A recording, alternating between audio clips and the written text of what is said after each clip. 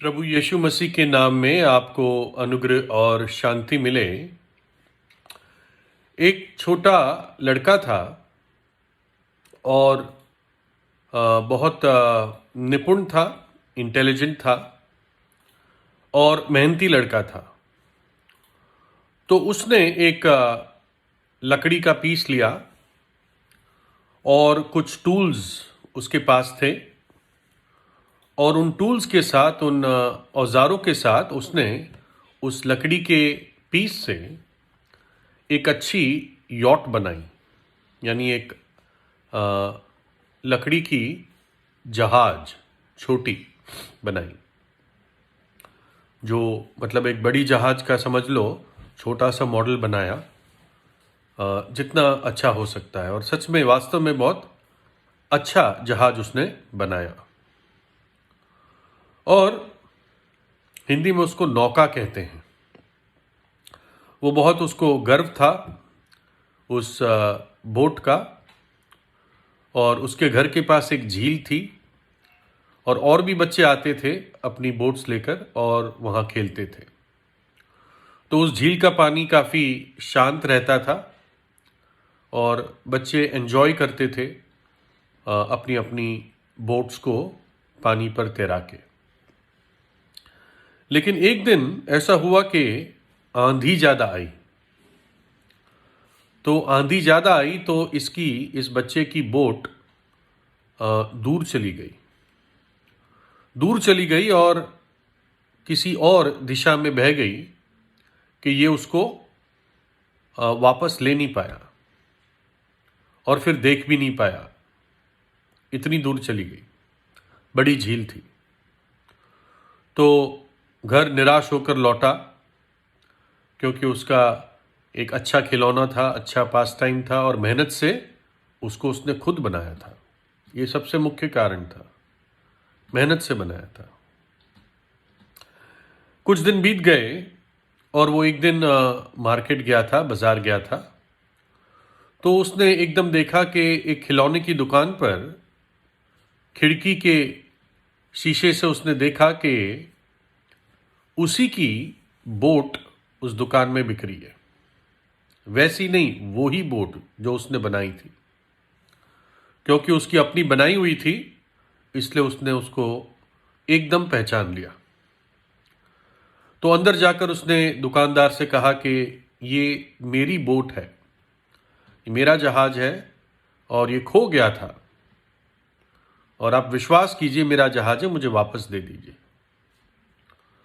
तो दुकानदार ने कोई ज़्यादा उससे बात नहीं की, उससे कहा देखो, अगर तुझे ये चाहिए तो तुझे खरीदना पड़ेगा, मैं ऐसे नहीं दूंगा। मैं इसका इतिहास नहीं जानता हूं, लेकिन अगर तुझे ये चाहिए तो तुझे पैसे देके इसको मोल लेना पड़ेगा।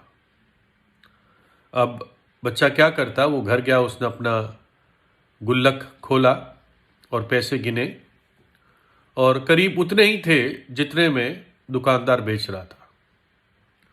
तो वो एकदम दुकान पे दौड़ा और उस जहाज को उसने खरीद लिया और बहुत खुश हुआ, बहुत खुश हुआ। और जहाज से ही बातें करने लगा कि अब तू दुगनी मेरी है ना? ये जहाज अब दुगनी मेरी है। मैंने इसको बनाया भी और अब मैंने इसको खरीद भी लिया। और यहां पर हम परमेश्वर के योजना को देखते हैं, परमेश्वर के दिल की बात को यहां पर हमारे सामने प्रकट होती है। परमेश्वर हमारा सृष्टि करता है। हम प्राणियों से या धमाके से या कीड़े मकोड़ों से हम नहीं बने, है ना। कीड़े मकोड़ों को भी परमेश्वर ने बनाया, लेकिन मनुष्य को परमेश्वर ने अपनी समानता में बनाया।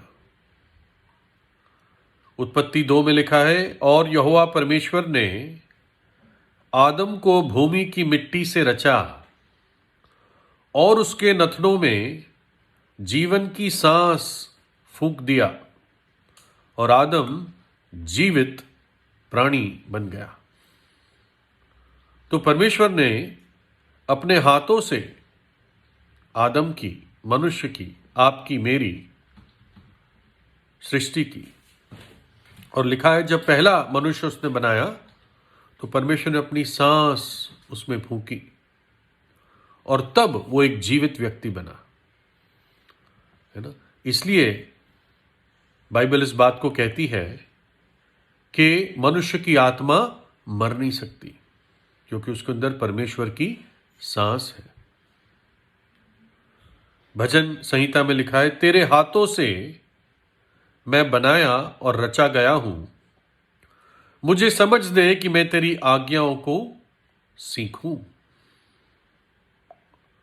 और फिर लिखा है कि हे हमारे प्रभु और परमेश्वर, तू ही महिमा और आदर और सामर्थ के योग्य है, क्योंकि तू ही ने सब वस्तुएं सिरजी और वे तेरी ही इच्छा से थी और सिरजी गई। परमेश्वर ने आपको सिरजा है, लेकिन उस नाव की तरह, उस खिलौने जहाज की तरह हम भी खो गए थे।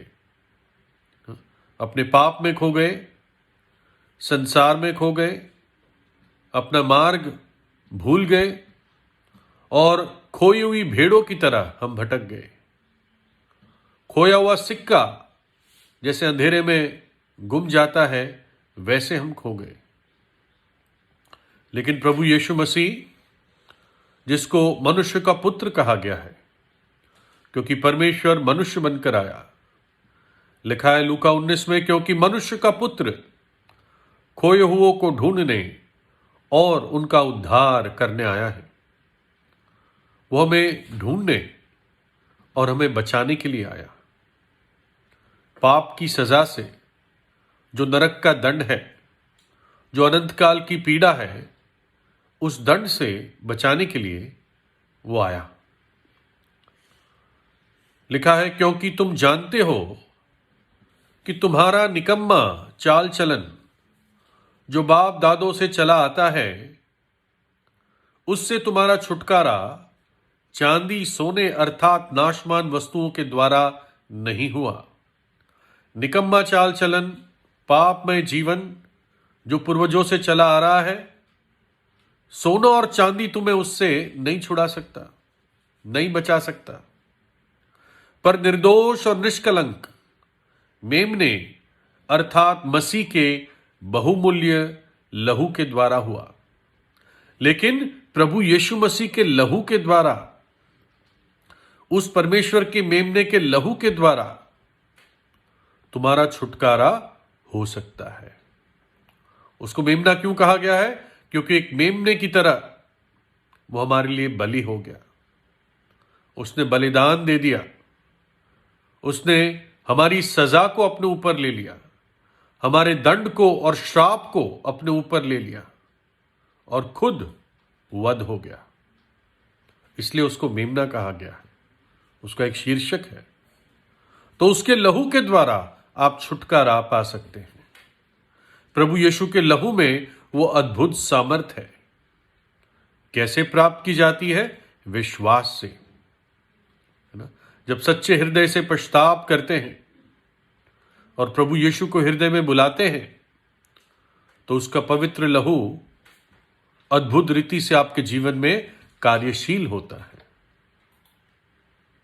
और आप छुटकारा और आजादी और स्वतंत्रता एहसास करेंगे।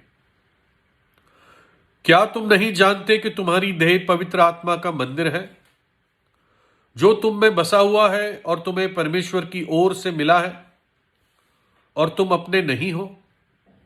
ये उनके लिए लिखा है जो अब प्रभु यीशु को जानते हैं कि अब तुम परमेश्वर के मंदिर हो, क्योंकि दाम देकर मोल लिए गए हो।